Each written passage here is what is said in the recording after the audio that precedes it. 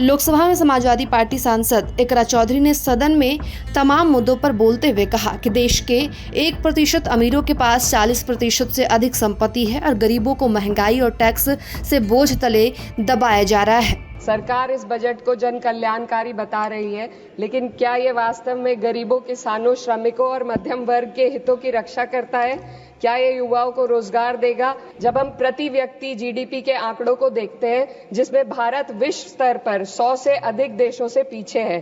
सरकार दावे करती है कि भारत की अर्थव्यवस्था दुनिया में सबसे तेजी से बढ़ रही है, लेकिन इस विकास का लाभ केवल अमीरों को मिल रहा है। देश की शीर्ष 1% अमीरों के पास 40% से अधिक संपत्ति है, जबकि करोड़ों लोग 2 वक्त की रोटी के लिए संघर्ष कर रहे हैं। यह आर्थिक असमानता लगातार बढ़ रही है क्योंकि सरकार की नीतियां बड़े उद्योगपतियों को फायदा पहुंचाने के लिए बनाई जा रही है, जबकि गरीबों और मध्यम वर्ग को महंगाई और टैक्स के बोझ तले दाबा जा रहा है। जब यह सरकार सत्ता में आई थी तब $1 लगभग 60 रुपए के बराबर था और आज 83 तक पहुंच गया है। 2025 के वित्त विधेयक पर अपने विचार रखने के लिए खड़ी हूं। सरकार इस बजट को जन कल्याणकारी बता रही है, लेकिन क्या ये वास्तव में गरीबों, किसानों, श्रमिकों और मध्यम वर्ग के हितों की रक्षा करता है? क्या ये युवाओं को रोजगार देगा? क्या महंगाई में राहत देगा? लगातार हम पढ़ते आ रहे हैं कि भारत की जीडीपी पिछले 10 वर्षों में दोगुनी हो गई है और हम जापान और जर्मनी को पीछे छोड़ते हुए 27 तक दुनिया की तीसरी सबसे बड़ी अर्थव्यवस्था बनने के ओर अग्रसर है।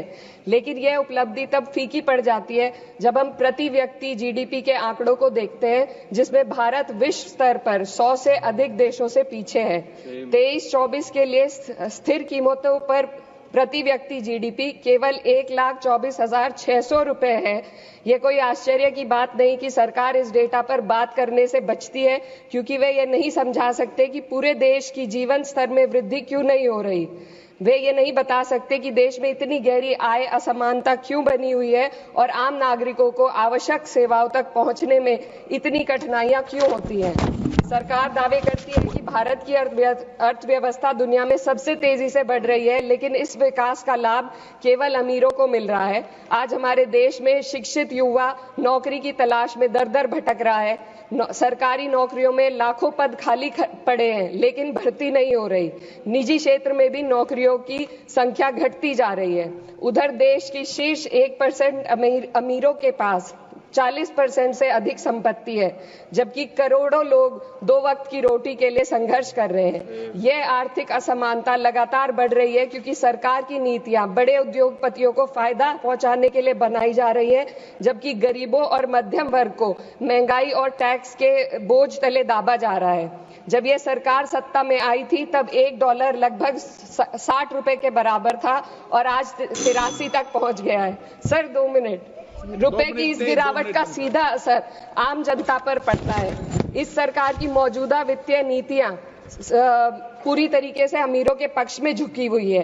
भारत एक समाजवादी देश है जहां सरकार का कर्तव्य है कि शिक्षा, स्वास्थ्य, यातायात जैसी बुनियादी सुविधाओं का लाभ अपने नागरिकों को पहुंचाए और उन्हें समान अवसर और सुरक्षा दे। भारत के सरकारी स्कूलों और अस्पताल की हालात लगातार बद से बदतर होते जा रहे हैं। सर बस किसानों पर अपनी बात रखना चाहती हूँ। हमारा देश तब तक सशक्त नहीं हो सकता जब तक हमारे किसानों को उनका हक नहीं मिलता। 2023-24 में भारत की 46% श्रमिक आबादी कृषि क्षेत्र में कार्यरत थी, फिर भी इस क्षेत्र को नजरअंदाज किया जा रहा है।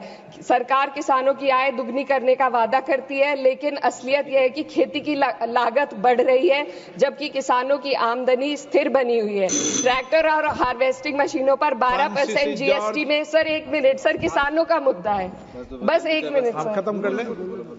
हार्वेस्टिंग मशीनों पर 12% जीएसटी से किसानों को परेशानी और बढ़ रही है।